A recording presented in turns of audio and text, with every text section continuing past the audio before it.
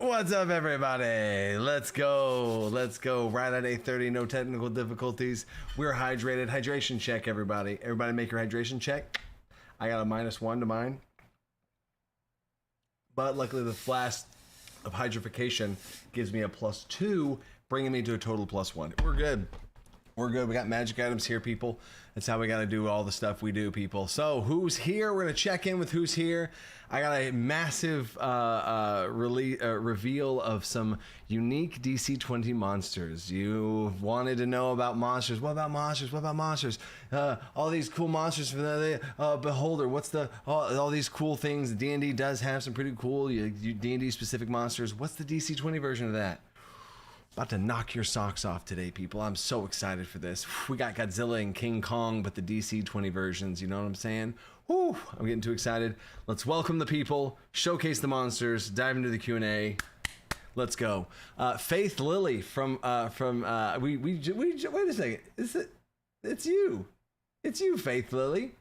Hey, it's Faith Lily from World Tree. Let's go. You're here in the live. Kyle Doring's here. Big McDeuce. Big McDeuce. Oh, wait a second. We got, there we go. Now we're officially in the live stream. There we go. Ace is here. Almuri, Crocodile, Carrots, Kaler, Chris, Evan, Aaron, Evan, Frankie, General Mental. Frankie just finished the cover of the magic item bonus supplement for the Kickstarter. He just finished the cover today. Props to Frankie. You know what? I might even showcase that right now.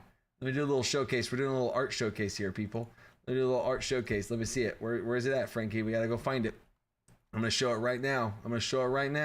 Boom. Boom. Here it is. Are we good? Wait, where is that? Boom. Ah, look at that. Magic item cover. Now, obviously, there's not text on it and the logos and whatever, but there is the cover for the magic item supplement for the Kickstarter. Woo, woo. There's a PDF. It's going to be an add-on. It's going to be on some of the bigger tiers in the middle area, and it's going to be an add-on of a bundle of magic items for DC20. Look at that. Ooh, let me keep welcoming everybody.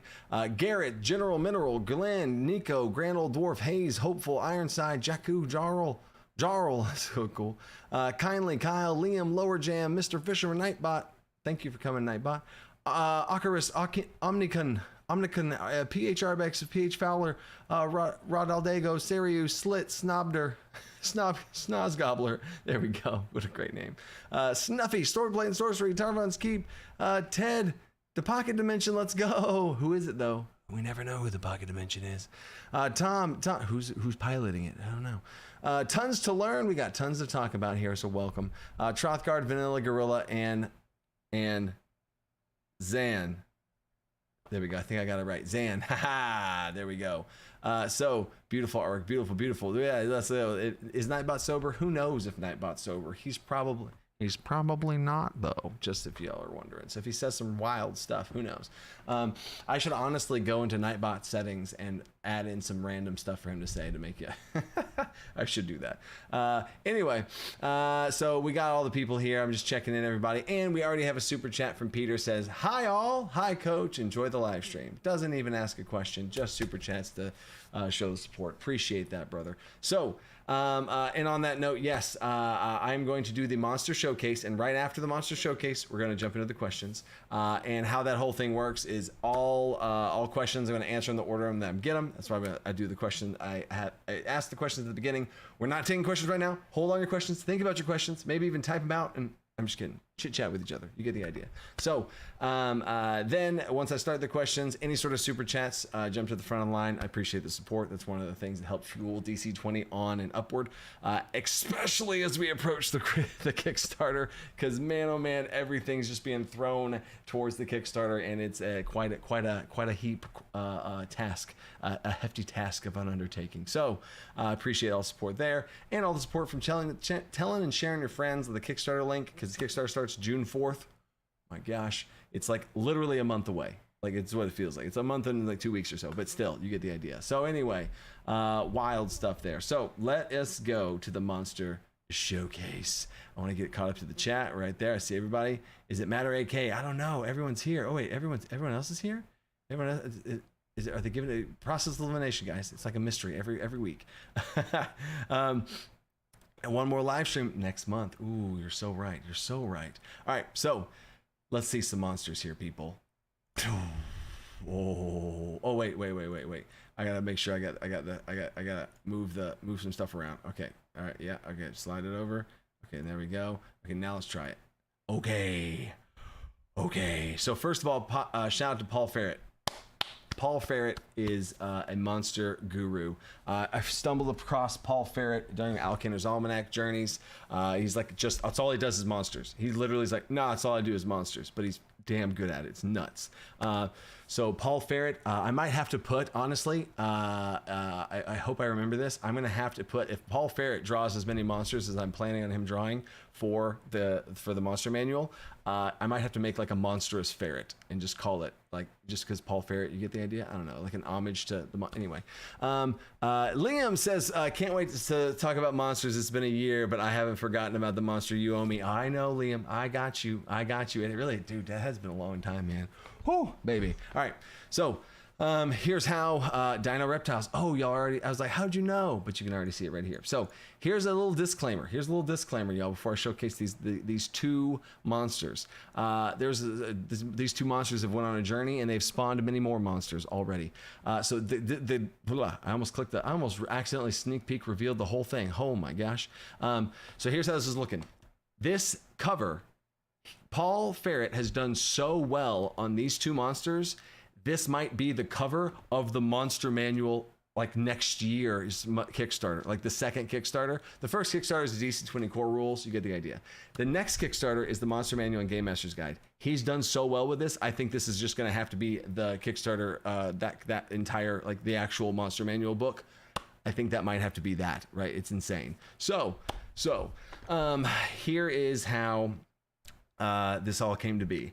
I wanted to have the cover be two monsters clashing, like a battle of the titans, like two kaiju big bad monsters just fighting on the cover. That's what I wanted, right?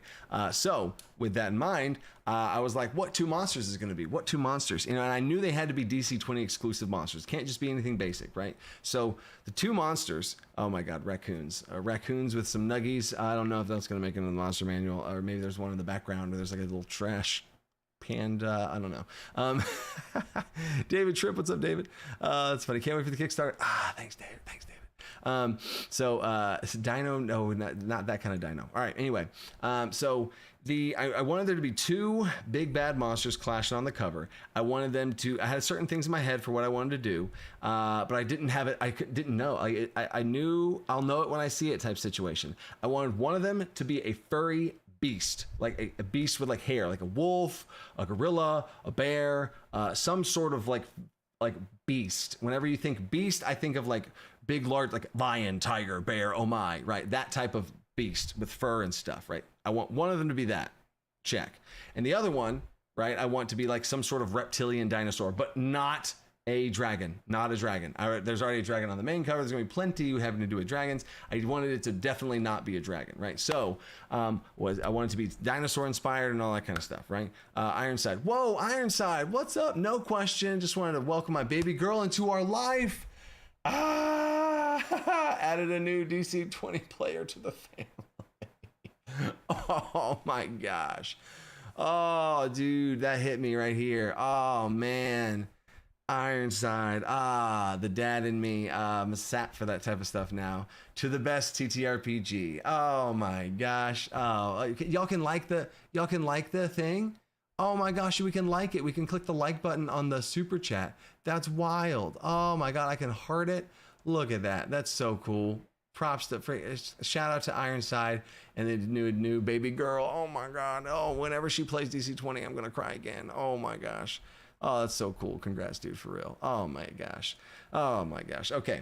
So, whew, congrats, bro. So, hydration check again. Okay. So, that's the vision. Here's the thing with a dinosaur. My firstborn son and my secondborn son, really, they both love freaking dinosaurs. They both love dinosaurs. My firstborn son, Talon, he knows probably 50 dinosaurs. I'm not over exaggerating. He's got like the next level ones, like the The Pachycephalosaurus, Edmontonia, Quetzalcoatlus, like the next level dinosaurs, right? The ones that not many people know about, right? So he's got a lot of those down.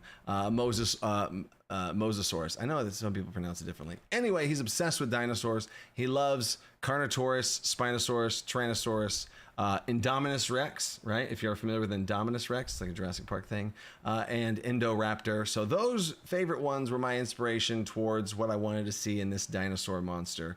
But I didn't want to be too dinosaur. I wanted to be new and unique and didn't look like, oh, that's a T-Rex. You know what I'm saying? So here we go. Another thing I wanted to touch on is I want this to feel like DC20's version of King Kong versus Godzilla. Right? Oh yeah. Do you buy him the toys? I will show you the bucket of dinosaur toys that we have. They're tiny little. Anyway, don't get me started. Ankylosaurus. Yep. Edmontonia is an Ankylosaurus with spikes and the 2 spikes in the front, little spikes on the side. Anyway, so I'm a dinosaur freak too. So anyway, this dinosaur currently does not have a name yet. So whenever I show you this, if y'all want to try and start shooting off names at it, we might have some names going here. I'm going to have a little thing off to the side. I'm going to write some names down if y'all thought some cool names here. So I show you, technically this is the first showcase of any DC20 exclusive monster. It's one of the monsters on the cover of the monster manual. Here he is. Boom. Hold up. Can I get a big picture? Oh, can I get a zoom? I got a zoom. Hold up. We got a zoom. I got a zoom over here. Let's see what's a better way. What's a better way I can get the let's see if I can get back out here and go to here. And then maybe I do this. Maybe I do this and maybe I do this. Boom. What about that? What about that? What about that? Yeah. So yeah, we got a lot of cool stuff going on with this one. I'm not going to allude to some of the mechanics and stuff that I have going on with this, but there's definitely it's just like a spiked crest horn here. It's got a little sail type fin on its back. It's going to be I would say semi-aquatic, but not fully aquatic. It's got a little bit of a fin action going here. Spinosaurus vibes and Indominus Rex vibes. This is not the final picture either. This is the actually, another funny story. This is the 3rd round of sketches. Paul Ferret did 3 dinosaurs, 3 beasts. And I was like, and I was like, these are sick. Like, these are absolutely sick monsters. Those monsters are going to be DC20 monsters as well. I was like, but here's the thing. Here's my feedback on them. So then we scrapped them. Well, sorry, we didn't scrap them. We're holding on to those for later monsters, other things to iterate on. And then he made 6 more, 3 more dinosaurs, 3 more beasts. And I was like, oh, there we go. And then now these ones are kind of coming from that. So there's been 6 dinosaur creatures that have came together for this to be the 7th one. And this is his first shot of the sketch. I sent some other revision things. And then we got the same one with the beast. And if you see the beast, you got one of its legs right here, which is a little sneak peek at the beast. But yeah, Simiosaurus,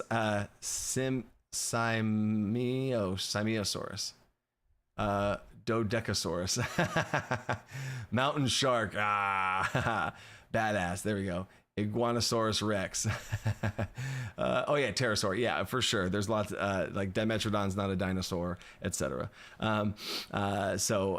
The nephew's gonna love this. Oh yeah, David, I got you. And then hello, hey, what's up, Charlie? Royalosaur, Royalsaur. Sean Van Beverholt. What's up, Sean Van Beverholt? Can't wait to see the monsters DC20 has to offer. It's an odd feeling to have 100% faith in the design team to make monsters that actually can scale with higher levels and be used to make appropriately tuned encounters. Don't get me started. There's in general, I will hint at this, in DC20, the monster template structure. If I give you this dinosaur, right, and you wanted to make a dire version of it, like oh my gosh, this is like a giant terror, like a Tarrasque type situation. Oh my gosh. Yes, you can scale it up to that. And if you wanted to be, it's a baby version of this dinosaur, it had an egg that got left in a nest, and then this dinosaur's gone off to another thing, it left an egg, and the egg hatched, and there's like a baby. Yeah, you can scale it down to that, right? You can scale it. So monsters will be scalable as for that as well. So yes, Sean, we got you covered. Alanosaurus, wow. I know, I see what you did there. Dungeosaurus, Crulosaturi, whoa. Cruor Lasset, ooh, you know what? All right, hold up. I have some notes here. Dinosaur names. Lacerate. Talon. Right. DC20 Dungeosaur. Wow. Thank you, Kyle. Freflix. Terrachromis.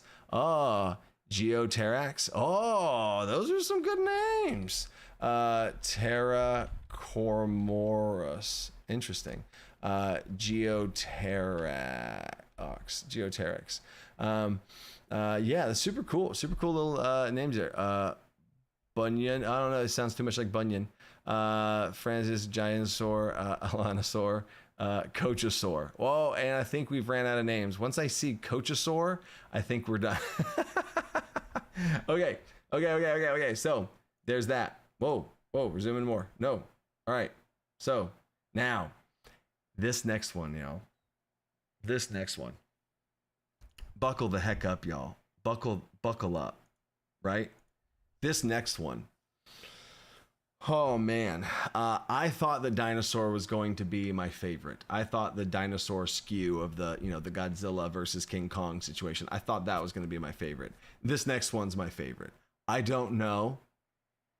It's so sick. I literally clicked on it. When I clicked on the image, I was like, oh, I made that noise out loud alone in this room. Oh, I like grunted, and I was like when I saw this thing, I think this is going to be sick. I don't know. I think because in my head I'm like, all right, what's going to be the DC20's Owlbear? Like that classic this way. What's going to be the DC20's Displacer Beast, the Beholder, et cetera, right? So, which I think there's some more downscaled versions, but this is a little higher tier. This is a big scary thing. This is not something you'd be like, oh yeah, we could encounter this at level 3, we could fight one of these at level 3, all, what I'm saying? So this thing is truly a beast. I'm just going to let it speak for itself and then we'll break it down. But yeah, here we go. Boom.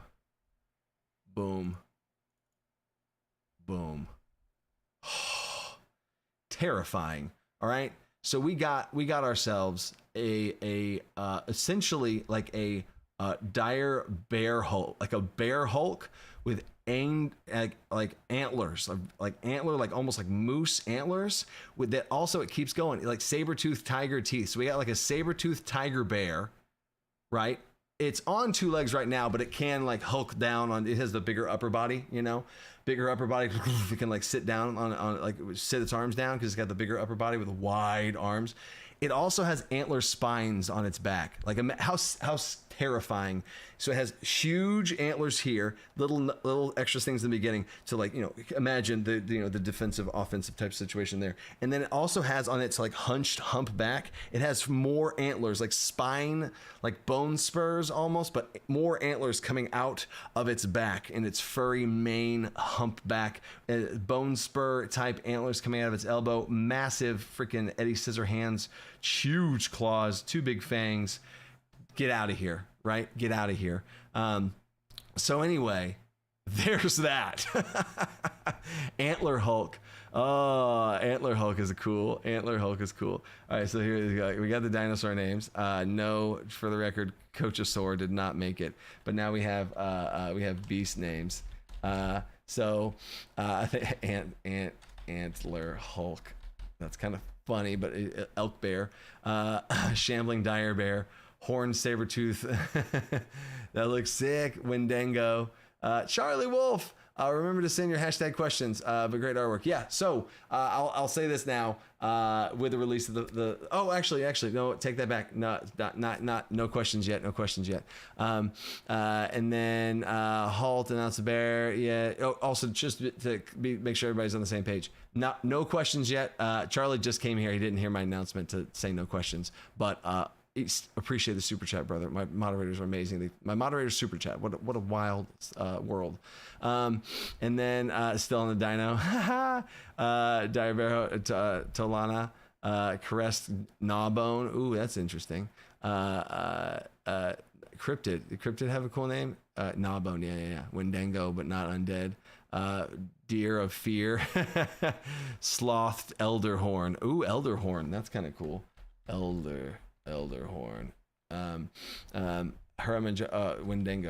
Wendigo. That's interesting.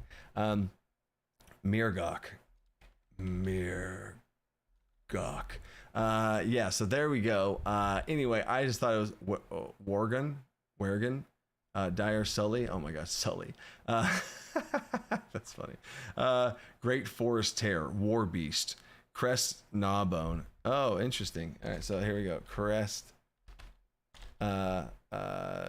Gnawbone. That's cool.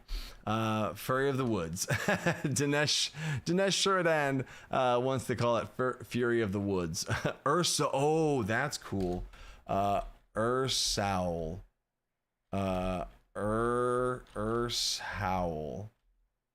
Ursowl Hulk. That's interesting.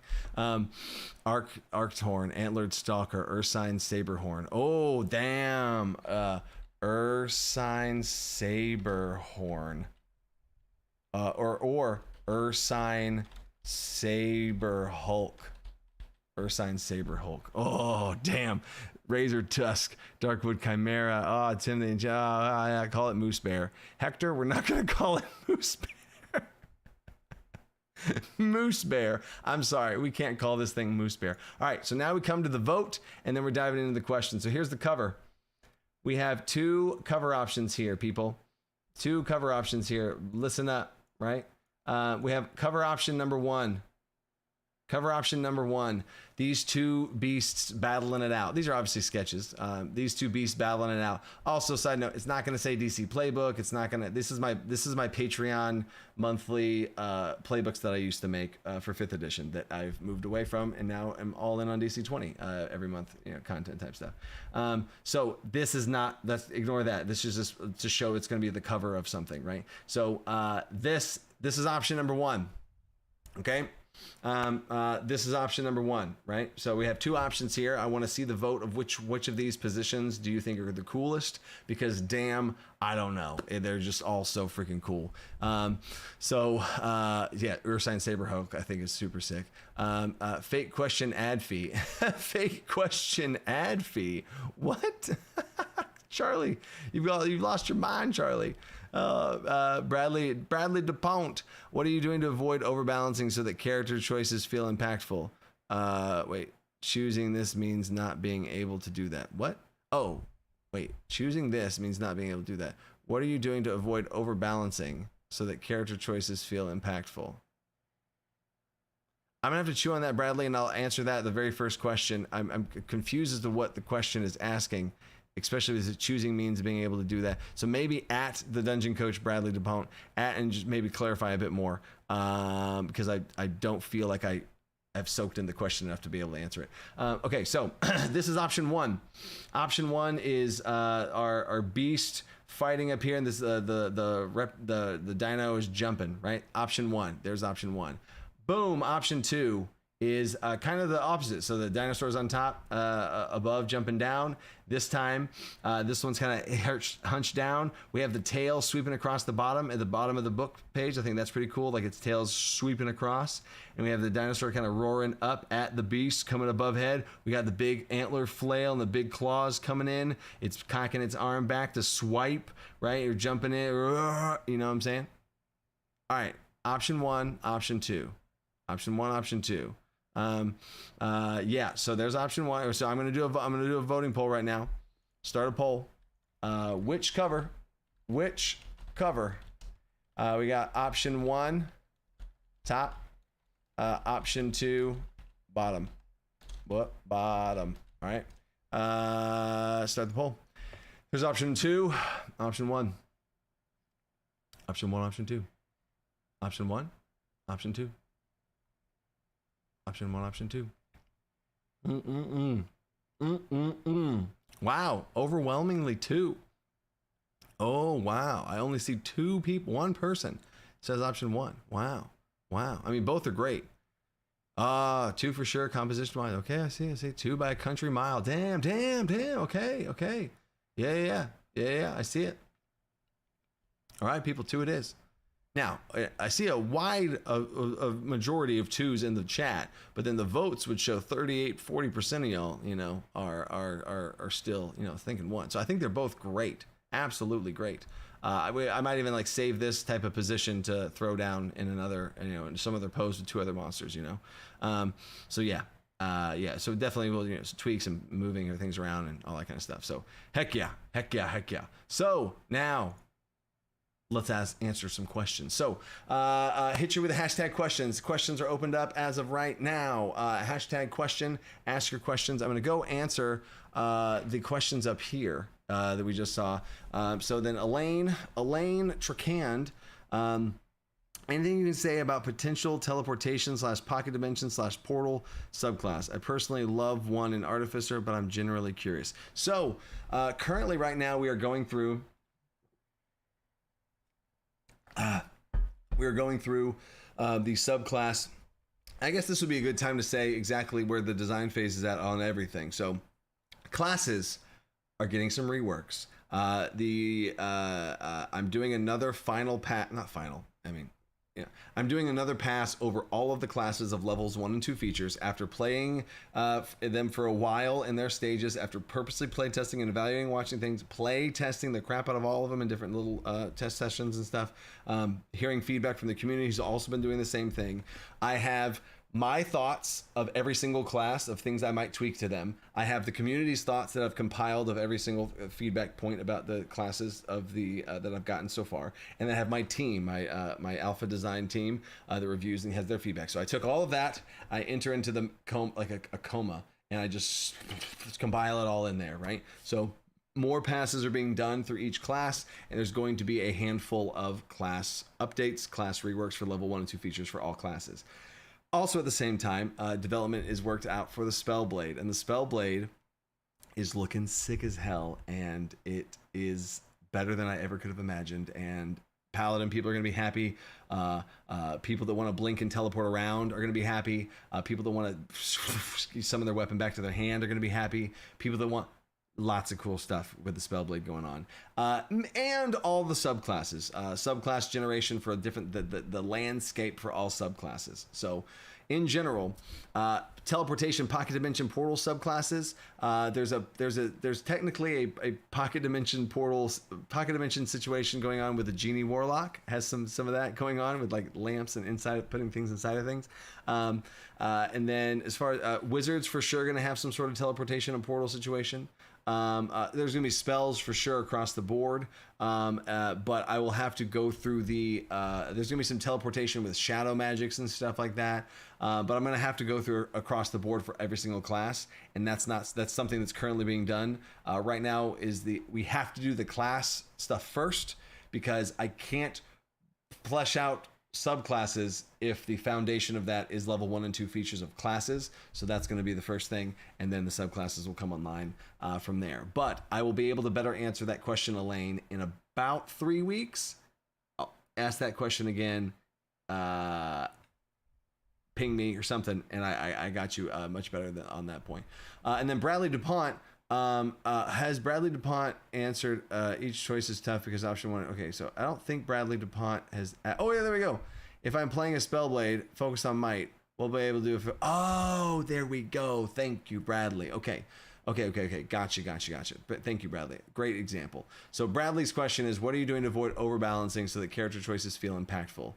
Choosing this means not being able to do that. I don't know what that last part there means, but for example, if you are playing any class and you want to choose might versus choosing charisma versus choosing agility versus choosing intelligence, you're going to have pros and cons across the board, and there is no correct answer. It depends on what you want. So might is going to give you a little bit more health, give you a little bit more ability to be able to do athletics types of things, grapples and might checks, and escaping them in that way as well.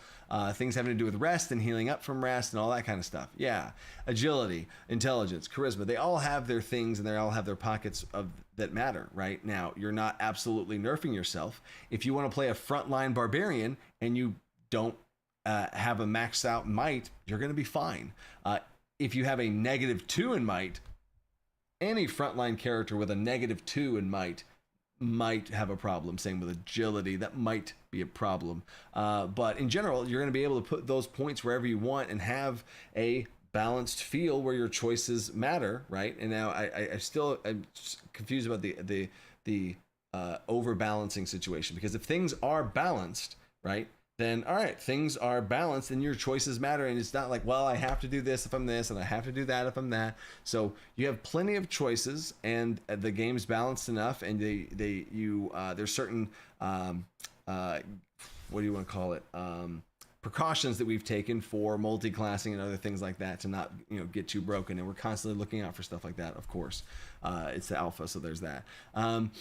But yeah, I hope, Bradley, I answered your question. If not, ping me again with a better example. But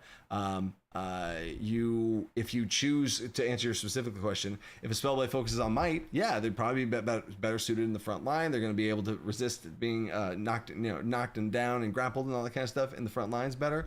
They're going to have more health. They're going to be able to heal up better during rest and stuff. Cool. They're going to be rough and tumble.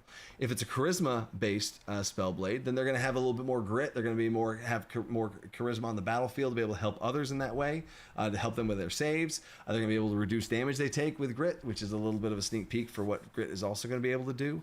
And then outside of combat, they're going to be far more applicable towards any sort of things having to do with social interactions, but that's the big picture of the game. So it matters, how do you want to play the game? If you're only focused on combat, yeah, you're going to have a little bit different priorities than if you're thinking about the big picture of the game. Do you want to be the face of the party? Do you want to be able to do really good in certain types of skill challenges, certain types of exploration, all that stuff, right? So I hope that answers your question. So there's that. Chris Campion, D&D CR is notorious for meaning nothing when it comes to planning difficulty with combat encounters. Is there a guide being thought up to help build encounters in terms of encounter enemy number / difficulty? Yes. Chris, first of all, the monster manual is going to be released later, but this all is kind of like what I alluded to a second ago. Monsters will have levels. Like players have levels. Monsters have levels. So you will easily know the power level of the monster that's going on, right? So monsters are going to have levels in that way, and they'll be able to scale and all this other kind of stuff, right? And you can also downscale that monster's level to be a lower level, and then its prime modifier would change, its combat mastery would change, and everything would get scaled down, right? And there's going to be entire tables and entire systems to be able to do that, and you could literally take any monster you want and scale it up and down. And dear God, how useful will that be? So when we make dragon's too easy of an example, but if we make an orc captain, even just an orc, just a regular orc, okay, well, you're gonna be able to scale that down to like a fledgling and reskin it to be a goblin or with some sort of little muck bandit thing, or you're gonna be able to scale it up and it's a super scary war general, or there's lots of stuff going on with that. And there's going to be other features and stuff for game masters to be able to add features onto it. And if you've watched a lot of my videos that I've done for Dungeons and Dragons, you know what's going to be coming for tools for game masters and monsters for this. So I got you. And then overbalancing means things feeling samey. Oh yeah. So that's definitely not what I want to do. I think that's a cop out. That's essentially cheating. Like, okay, yeah, everyone, careful. I see what you're talking about overbalancing. All right, we want to make sure everything's balanced. So everything's going to kind of be the same. And like when you choose this, it makes an impact, but not much. Like I think we've done a great job with having things be impactful, and choice matters. And yeah, you're going to ride or die by those choices. You want -2 might, go for it, but it's going to come with some consequences. And hey, yeah, you do get a whole bunch of skills from that high intelligence. So is that what you want to do? Cool, let's go for it, So heck yeah. So cool. See, this is why I'm in the system for the long haul. Brilliant answer. Thank you, Coach. Thank you, Chris, for the super chat. All right. So let me back out of this, go to here and grab my, grab the, where my questions go? There we go. All right. Questions. Here we go. Charlie's here. Al Murray has a question. With the reduction in the cost of healing potions, are there concerns? Reduction in the cost of healing potions. Are there concerns about devaluing the medicine skill? Carrying around cheap healing potions could make dedicated medic redundant. So that's going to constantly gold. I would say gold, talents, or some of the last things to come and finalize and iterate into DC20. The gold economy is one of those. I only am interacting with that with medicine kits, first aid kits, and healing potions, because currently I think that that's the most balanced way as far as gold is concerned. I think a medic's going to be great healing outside of combat. You're going to be able to heal inside of combat, outside of combat, making some checks and stuff. I think it's going to be totally fine. So I think a medic and a first aid kit are going to be very valuable. Healing potions, on the man, bang, boom, go, you know, don't heal for as much. So I think right now, as far as gold, as far as action economy, as far as healing potency, I think they're in a really great spot right now. And that's coming from playing it live in a campaign and seeing it happen multiple times. I think that's in a really good spot right now. So it's something I'm constantly watching for, especially gold. Gold's going to be one of the later things to be locked down. You know what I'm saying? So cool. Oh, hey, we got a 2 more super chats. Oh man, Shonen, what's up, Shonen? First DC20 session went so well. Weekly campaign has begun here in Peru. DC20 worldwide. All new players, and they got in the mechanics. Hashtag intuitive. Shonen. Oh, Shonen. Oh my God, that's so cool, Shonen. Thanks, Shonen. That's awesome. It's so cool. They're like, hey, you all want to play DC20? Oh, hey, let's do a campaign. Let's keep it going, baby. Let's go. That's awesome, Sean. Thanks for sharing that. DC20 worldwide. Liam has a super chat. Will mythic monsters be a thing in DC20? Of course. Yes. There's gonna be like wild monsters that you're gonna have. Like I can't wait to get to that spot, you know, where we're making like level 20 monsters and just absolute like these terrifying situations. Or I can't wait to also make a level 8 monster that can stand alone by itself, and a party of level 8s are gonna have oh my gosh, it's like a legendary level 8 monster. You know what I'm saying? Yeah, for sure. We've 100%, Liam. And I just saw Shonen's question says grit update. So I will, because Shonen just super chatted and didn't ask a question, then immediately after asked the question, I'm just going to answer Shonen's question right now. And thanks for sharing the love of hashtag DC20 worldwide. So here's Shonen's question. Shonen says grit update. So I will give you a grit update. The grit update is this. Let me go to the actual literal grit update. I'm going to read it off to you here. 0.7 updates. This is going to be something that's live in 0.7. The grit update for 0.7 is, wait, where'd it go? There we go. 1 grit point. You can still only spend 1 grit point per instance of whatever, but now you can spend grit points as a reaction that costs no action points still, just like before. If you're not familiar, grit points in DC20 are you get 2 plus your charisma, and you have this many grit points. You're able to spend 1 grit point whenever you make a save. You can give yourself advantage. Simple as that. And if an ally, similarly, that you can see or hear, that can see or hear you, if they make a save, you can spend a grit point to give them advantage, cheering them on. Yeah, get up, you know, all that kind of stuff, right? So that is what grit points is. They give advantage on saving throws. Cool. They give advantage on saves. So that's their only use right now. I always had in mind to have another use for grit points, but I wanted to show the system and then build on it, and we'll see what's going on. There's going to be a second additional use for grit points. The second use for grit points, and that's also, another reason why there's another use is saves are very situational. You could go an entire session and not make a save, right? Like you're just taking damage, you're doing this, you're doing that, or this monster's doing stuff, and you do whatever, and you never make a save. That could happen, right? So the second use, additional on top of what we already does, is you're also going to be able to, when you take damage, you can spend 1 grit point to reduce the damage you take by 1. Whenever you get hit, you can reduce damage you take by 1 for 1 grit point. That's just a super simple use for grit. I think it also is very nice, and also kind of alludes to what we were talking about earlier with oh my God, who were we talking with about that? Bradley DuPont about, so now charisma technically is kind of like 1 health, you know what I'm saying?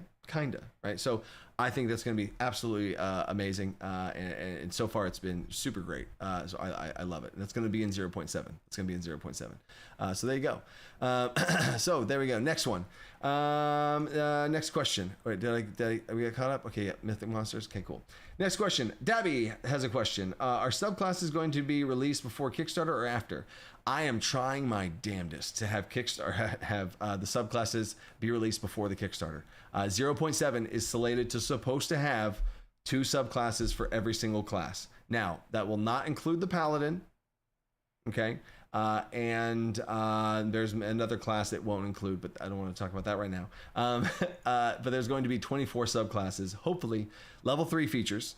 The level 3 features for 24 different subclasses are hopefully going to be released in the 0.7. If it's not 24, it's going to be 12. But I want to release some amount of subclasses so you can get, so y'all can get your hands on some subclasses. I just think that's important. I really want to do that. I'm trying my damnedest to do it. And then there's that. So that should go out. The 0.7 alpha is the last alpha, and it will go out right before the Kickstarter. And then the 0.7 alpha, 0.8 is the first beta. And 0.8 beta will release the Kickstarter backers as soon as the Kickstarter closes. So there's that. You can do it, Coach. Thanks, Glenn. Oh, let's go. I feel it. All right. Kyle Doring. Question. Are Croaker canon? What? Are Croakers canon in DC20 from the YouTuber live stream? In general, yes, there are frog people. They're not called croakers necessarily. They might be called croakers. I think croakers might be like an in-world slang term for them. But yes, they are going to be a potentially. I mean, essentially, they are a beastborn. So you could play a croaker. You know. So heck yeah, that's funny. Subterranean behind the scenes has a question. Why is Misty Step a DC20 spell check? Why not DC10? Seems steep for 1 AP spell. So here's the thing, and this is what some of the, I love this question. I love Subterranean. Thank you for letting me answer this question. So the beautiful thing in the DC20 spell casting system is we can play around with some wild stuff. So if you're not familiar, Misty Step. Also, if you don't know, in Dungeons and Dragons, there are no cantrip teleportation spells and there are no first level teleportation spells. The only teleportation level comes online at second level, and that's, for obviously balance reasons. Teleportation is really strong and all this kind of stuff. I want to play around with the chance of us having a level 1 teleportation spell. So Misty Step in DC20 at level 1 is going to be terrible. It's not going to be good, right? Scaling it, yes, scaling will be fine, and adding mana enhancements and all these other types of things, yes, right? But at level 1, I wanted to be able to have a poor man's teleport, right? Something absolutely basic and simple. And here's the cool part about DC20 spellcasting system. I want to see the community feedback on this, and I want to see the community's feedback on this. But here's the intent.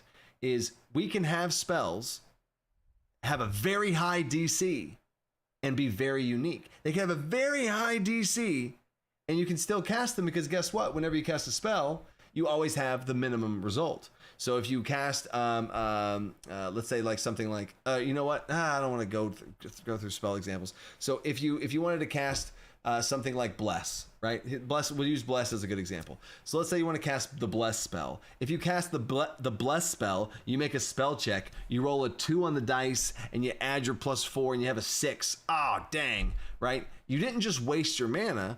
You still cast the Bless spell, but at its minimum, like failure state, like that the minimum level of casting the Bless spell. It's the worst version of Bless you could cast, but at least I think you could cast Bless on 2 targets, right? Okay, cool. At least I got 2 targets. Shoot, right? But if you succeed on the Bless spell, now you have 3 targets. Yay, right? And now the cool thing though is we can adjust that DC to be where we want it, right? So for something like Teleport, this is kind of why maybe some light bulbs will click on as far as why it's DC20, or if you see where I'm going with this design philosophy that is all still playing around with and all that kind of stuff.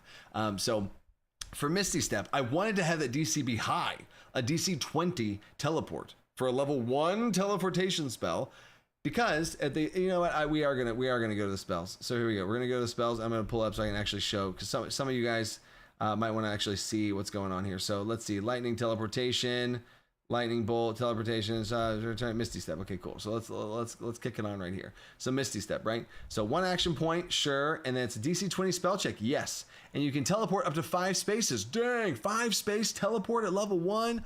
Whoo! Dang, wow, that's strong. But it's only strong. 5 spaces is only strong if you succeed on the DC20 spell check. And at level 1, it's gonna be difficult to do. But this is the failure. Failure, only 3 spaces, which is now what balances the whole thing. So at level 1, I'm fine with somebody spending an action point and a mana point to teleport 3 spaces. Yeah. In fact, maybe it should be 2 spaces. Maybe, you know what I'm saying? So either way, I'm fine with this being a poor man's teleport because it's just 3 spaces. It is a teleport, which is strong. Keep that in mind, right? But it's a teleport. It's only 3 spaces. It's fine, right? And then you have to hit a DC 20 spell check for it to be 5 spaces. Whoo, right? And then every 5, it's 2 more spaces, right? I think this is a good example. Of the type of design space we have for spells where we want to have the most of the time. Imagine this. A brutal misty step, 7 spaces, exactly. So a level 1 spellcaster could teleport super far with a high spell check and natural 20 and this and all this kind of stuff. You can teleport. Wow! Oh my gosh! You know, that's crazy. I think this is a good thing, right? So here's my other pitch. What if we made a spell that was DC 30? Stay with me on this. Don't think about Dungeons and Dragons. Stay with me on DC 20. What if we made a spell check that was a DC 30? And we gave it out at level 1. Sure. DC 30 spell check and you have this. Now, we probably wouldn't give it out at level 1 because that's not even possible, etc. Maybe it's a level 2 spell. Who knows? But anyway, let's just stay with me on this. So let's say you have a spell and it's DC. The spell's DC is 30, right? So you don't even have a shot at succeeding on it, right? You can make a check on it, to try and see if you get a natural 20 or something like that, right? But it wouldn't even be a possible, right? But if you'd always get the fail state. You'd always get the failure, you'd always get that one, right?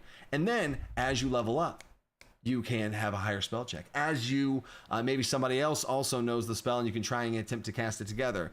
Maybe you spend multiple action points to give yourself advantage, and maybe a cleric casts guidance on you, and maybe, you know what I'm saying? And then you can really try to get that 30. Oh my God, I successfully cast it. Whoo, and it's crazy. And we can start to build maybe some interesting spells that have that there. Because if we did what I think it was a subterranean behind the scenes, if we were to rebalance this, and if I brought this down to 15, well, now I have to bring this down. I have to bring this down to 4, and if this is down to 4, I got to bring this down to 2. You know what I'm saying? So just to show y'all the balance live right now, if this was a DC 10 or 15, that means they're gonna, if it's a DC 15, they have about a 50% chance to successfully cast it, right? Because your spell check's about a +4 at level 1, so you got to hit a DC 15. That means you only need to roll an 11 on the dice, which is a 55% chance to roll an 11 on the dice. So you have a 55%. Oh, sorry. That would, it was a 50% chance to roll 11 or higher on the dice. So because 11 plus your 4 gets you that 15. So it's a 50-50 shot. So if you have a 50-50 shot of casting the spell, 5's too strong. 5's too strong. Now we got to bring it down to 4. And if that's down to 4, and each success by 2, that's probably still fine. Then this would have to go down to 2. And then there's your Misty Step, which maybe that's the way we go with Misty Step. Maybe there's so much feedback where it's like, it feels so bad to fail on the DC20 spell.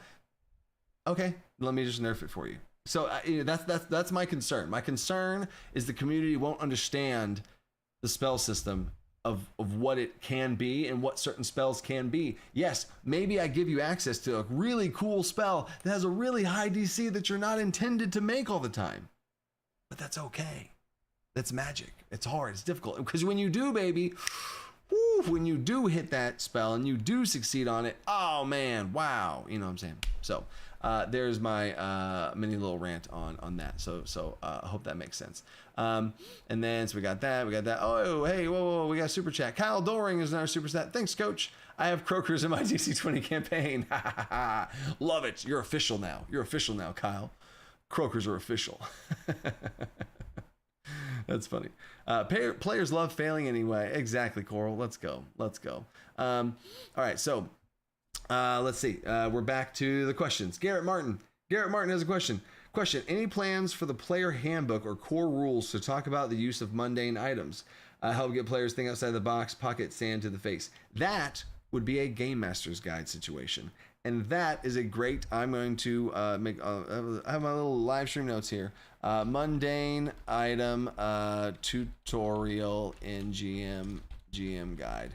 I have on my website, I have a PDF for mundane items. I think it's like $1, where I have like 20 mundane items, and then like different cool ways that you can use those mundane items, and 20 mundane magical versions of those same 20 items. I think it's a really cool. I really loved making that thing. So yeah, that for sure. That's right up my alley. Gotta love the pocket sand. There you go. Synthetic pacifist. Thanks for the answer. I got you, Subterranean. I love the question. And then, 10-minute warning. Oh no, yeah. Thanks for the heads up. Hey guys, guess what I'm doing? Guess what I'm doing as soon as this live stream's over? You guys get one guess as to what I'm doing as soon as this live stream's over. And y'all are going to troll me with a bunch of answers, but if the people that know are probably going to know what I'm doing immediately after the stream is over. So trust me, y'all want the stream to be over in that regard. Sleeping, I don't go to sleep till like midnight. Sometimes, yeah, I don't go to sleep till midnight. I usually wake up about 5:36, 6 hours or so of sleep, 6, 7. I'm trying to get up towards 7. But there's no time to sleep. Food, Kickstarter, yeah. Kiss my wife. I usually do go downstairs and tell my wife goodnight, because she usually is putting down kid number 1 while I'm putting down kid number 2, and I don't get a cereal before the stream. So yeah, Kickstarter prep, subclasses, classes, yep, and yep. There you go. That's yeah. So Wheeler777, Paul, dude, so late. Damn it. My dog ate my clock.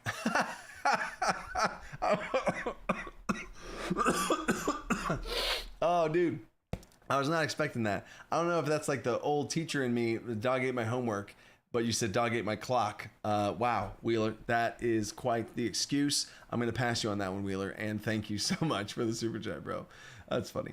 Liam, what will be in the spell overhaul beta update besides new spells? What will be in the spell overhaul beta update besides new spells? So the spell overhaul is going to entirely rework a lot of the spells that you see. I'm going to start from scratch on the spells. The spell overhaul will come with the 3 spell lists. There will be the 3 spell lists across the board of all the things. There'll start to be spell tags, where every spell will have a certain tag. All of those things. Oh baby, spells. Just wait. Spells are gonna be nuts, and the spellcasters are going to love it. Shonen with another super chat. Love the grit update. What about grit somehow boosting the help action, like mana enhancement for help action?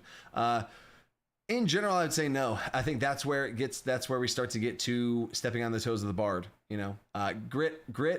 Grit is working exactly how I want it to. When we first implemented grit, I knew there was something more I wanted for it, but I wanted to give you guys just one simple version of grit for saves.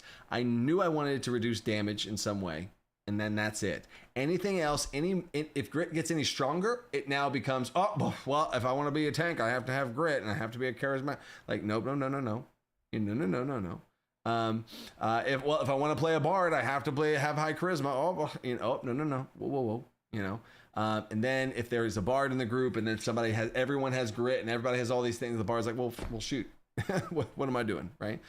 So that starts to step on toes. A lot of times, if every Wednesday I do live patron live streams, right? Design the game live and stuff. And I'll just, every once in a while, I might just say toes. In all caps, will just be like toes. And that's my, stepping on the toes of another class, or stepping on the toes of another class fantasy, or another rule that already exists, etc. So yeah. So cool. And then, Caleb, there you go, Caleb. Yeah, Caleb does have good ideas. I like that, Caleb. And then, gotcha. Casters can't wait. Oh, baby, just hold on. All right, so here we go. We are going into overtime. So overtime, I'm gonna set the shot clock. We're going into overtime. And then we have 2 giveaways. We have 2 giveaways at DC20 tonight, people. We have your standard giveaway for DC20, and we also have last week Nico, I believe, won the super chat. Won. It's not won the super chat. Won the giveaway. Already has DC20. Is like, no. I don't want more things. I don't want more of this. I want to do a giveaway. So we're gonna do a giveaway. And I'm also gonna do this in as well. Wait a second. Okay, yeah, cool. So there's gonna be two giveaways now. Just from the community being awesome and all that kind of stuff. So here we go. And then what else we got? Vanilla girl. Okay, so yeah, I'm gonna start the clock. Bop. We got the clock. We got the stopwatch. We got the timer. And here we go. All right. Here's the shot clock. Vanilla Gorilla question: are we getting the spell sword before the Kickstarter? No, the spell sword is a potential stretch goal for the core rulebook, and it's a stretch goal that I'm pretty sure we're gonna hit. I mean, at least I hope so. Shoot. But yeah, so the Spellblade is not gonna be before the Kickstarter, for sure. Not before the Kickstarter. PHR Bex, question: any ideas for Kickstarter entry level price? The entry level price for the Kickstarter is 30. Like the just the baseline, the first tier is 30. You get the PDF. $30 gets you the PDF, the early access to the PDF, and if you actually, this is a great. I'm going to stop the timer here just because I think this is a great question. So I will answer this. This is the first time I've showcased this. The first tier, the entry level tier to the Kickstarter will be $30, and it gets you the full PDF of the game, beta access to the game, and all releases of every single update, starting with as soon as the Kickstarter closes, you get emailed the 0.8 beta, and then the 9, and then 10, and 11, all the way through the process. So that's all baked into that deal for free. And if you back in the first 72 hours, like the first 3 days, if you back in the first 3 days, you get an early bird bundle. And I'm telling you guys, the early bird bundle is huge, especially for people that just want to get in that entry level tier. The early bird bundle gives you a monster bundle of a bunch of monsters, a magic item bundle of a bunch of magic items, a one-shot bundle of a bunch of one-shots, a game master's guide with a bunch of different tips that I can't release yet because the game master's guide's not out yet. So I wanted to make sure there's that. So it basically gives you kind of like a pseudo early access game master's guide and monster manual, all in one, just for the early bird backers. If you get that the first 3 days, but you got to get it the first 3 days, and if not, then that's gone, right? Those things I just listed off do exist as add-ons, but that's only after the first 3 days. The first 3 days, people get it for free. So boom, there you go. Freaking throwing things out there this time around. So anyway, all right, back to the shot clock. There you go. PHR Bex, I got you. Tom's question: resist 1 is better than resistance, only receiving 1 damage. Is that by design? What, resist 1? Oh yeah. So the new phrasing for resist is resistance 1 is better than resistance half. Yeah. Sometimes, yes. So it depends on how much damage you're taking. But when only receiving 1 damage, yes, that is 100% by design. That's 100% right. That I could go into some reasons why it makes sense logistically and lore-wise as well. But yes, that is that's the design of it. That's on purpose. But we're in overtime. So there we go. Hey, UNH question: when will the glassblowing trade be nerfed? What? It's clearly the best trade, but seriously, will there be extra support for trades when they are less powerful? Will there be extra support for trades that are less powerful? I'm so confused, Ewan, why you're saying glass blowing needs to be nerfed. I don't know if you're trolling me. So we're in the middle of the overtime. I'm confused as what's the trades will be expanded on to make sure that we fully list out kind of the visual of what trades can do, and they will be expanded on in some ways as far as downtime is concerned. But there you go.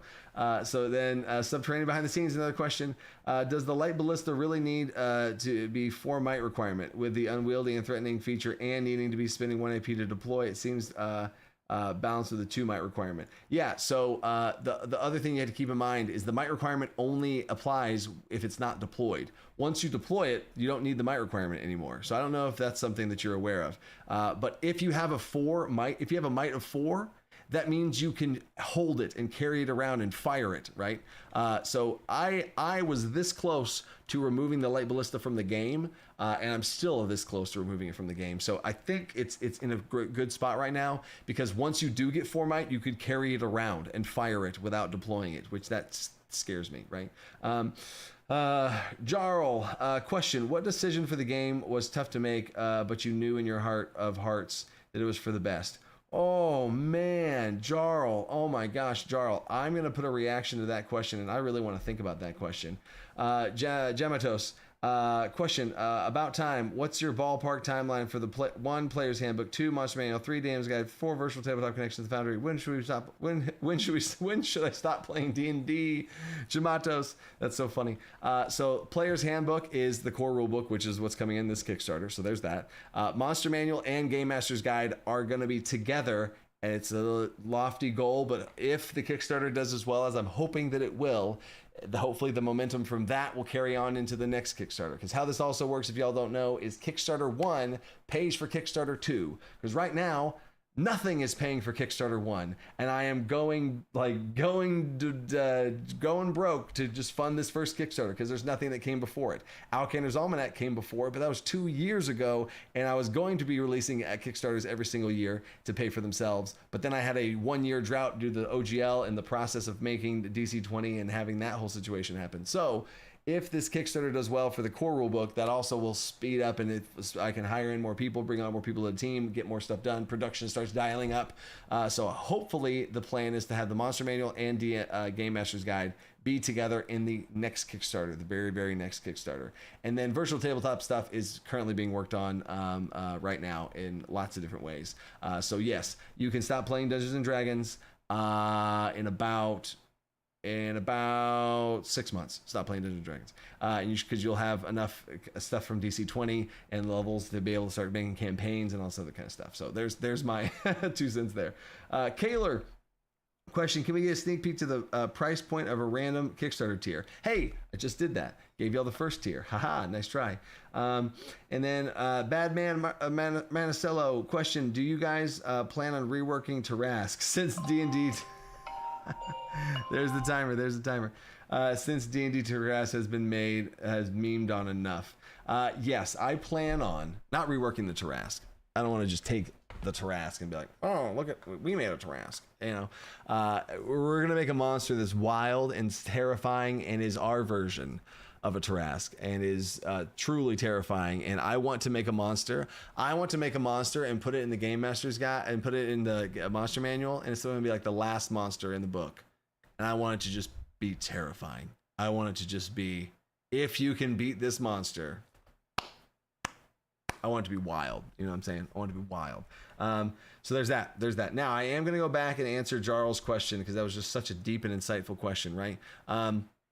So the end. That's what's up. So Patrick is a man. Patrick, wait, there was a super chat. Oh my gosh. The super chat snuck in during the Liam. Will I get to see at least one official DC20 monster stat block before the release of the monster manual, just to see what one looks like? Well, yeah, that's ultimately. I would love to show you one, but I don't know what one looks like. You know what I'm saying? Because if I have 0 priorities towards what a monster stat block looks like for DC20, because if I did have a priority for what a monster stat block looks like in DC20, that would take hours of work and polishing and thought and refining and stuff that would be taken away from, sorry guys, I can't give y'all the 0.7 update, So Liam, you will see it very soon. You're in all the channels and avenues that you need to be able to see it as soon as humanly possible. But yeah, there you go. And then cool. All right, cool. So now, the giveaway. We're doing 2 giveaways for the DC20 Alpha. You'll get access to the Alpha, and oh shoot, we're getting close to Kickstarter now, so man, that window, oh man. And if you already have the Alpha, then you get further access to some behind the scenes extra stuff, or shopping spree on the website. And all you gotta do is type something in the chat. Whatever you want to type in the chat, type something in the chat. And I am going, don't listen to Coach, play DC20 now. Use multi-class talents plus universal level up table to level up nicely.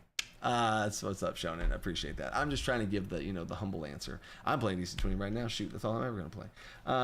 So while y'all are typing all that, I'm gonna think about Jarl's question.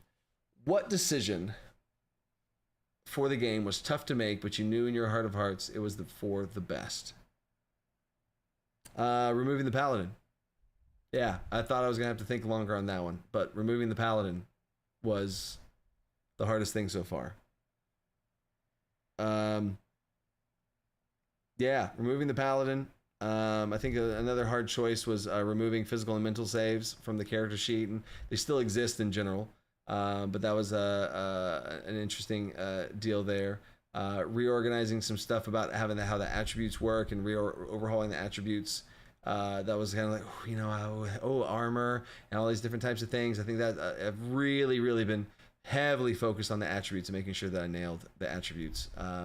And lots of ideas from the team and proposals from my alpha review team, and different ideas for like, what about this, and just kind of shaking things up and never locking things in. So props to them as well to kind of keep us all outside the box, to not lock things into the box too much. So there you go. Are we going to play test 5 AP per round at level 5? No. That was cut. That was one of the first things cut.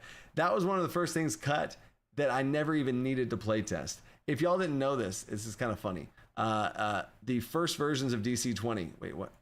There we go. The first versions of DC20 had it slated where you had 4 action points, and then at level 5 you had 5 action points. At level 10 you got 6. At level 15 you got 7, and at level what? Wait, what? Hello? Did my stream die? What? Oh. Hello? That was weird. That was real weird. It said I had too many tabs open and my computer doesn't have enough memory. Whoops. All right, we're good. Okay, cool. So I'm going to do the winner before my stream dies because I'm running out of memory. Winner. Here's the winner. Stream is alive and well. Let's go. We're good. Okay, thanks guys. And the winner is Synthetic Pacifist. Let's go, Synthetic Pacifist. Nice. You win. If you win, go to Discord, message one of the moderators. Their names are in red, not in pink, but in red. You can message Charlie, Wolf, or Admiral Rum, or Reno, and they will get you hooked up. There you go. And there we go. Let's do another exclamation point winner. Bang. Winner, double whammy, no, winner, chicken dinner, what do we got? And the winner is Omnicon 17. Let's go. Boom. Congrats, people. Congrats. Next week, I am going to showcase new and reworked damage types in DC20. I'm looking at you, holy and unholy. Ooh. I'm looking at you, acid damage. Ooh. Force damage. Ooh. Little hints in the combined poison damage. Okay. Interesting. We're going to showcase that, and it is a change that's going to be live in the 0.7 alpha. So stay tuned for that, and that's going to be the kicking off next week's off the bat live stream talking about damage types, and then we're diving right into the Q&A. Boom. Maybe even showing some cool new art. Who knows? But anyway. Love you guys. Stay creative. Think outside the box. And Jarl, to answer the question, the hardest thing I've had to do so far was remove the paladin, but it just kept looking like that was the answer. And then now, since the paladin's been removed, I think you're going to love the Spellblade. You have my word on that, and I take that very seriously. What I just said just there. So anyway, stay creative. Think outside the box. Love you guys.